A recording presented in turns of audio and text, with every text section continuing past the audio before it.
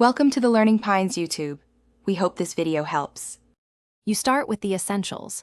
Make sure you have administrator rights and a recent restore point in case something goes wrong.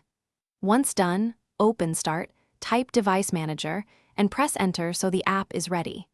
Now find the device category that matches your hardware and expand it to reveal the specific device. You do this first because Device Manager is the control surface for drivers. Identifying the exact device prevents installing the wrong driver and avoids conflicts later. Now you perform the install. Right-click the device and choose Update Driver or Open Properties to use the Driver tab. This is where Windows accepts manual files.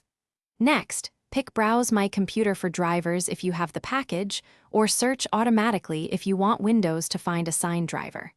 If browsing, point to the folder with the INF and related files. Make sure the driver matches the device model and OS version, so Windows applies correct settings and retains stability afterward.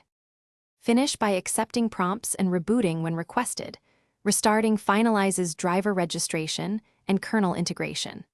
After you log back in, open Device Manager to confirm there is no yellow warning icon and test the hardware to ensure functionality.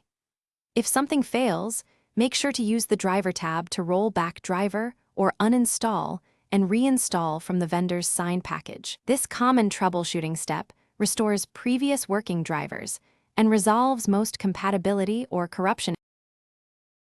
Thanks for watching. Consider subscribing if we helped you.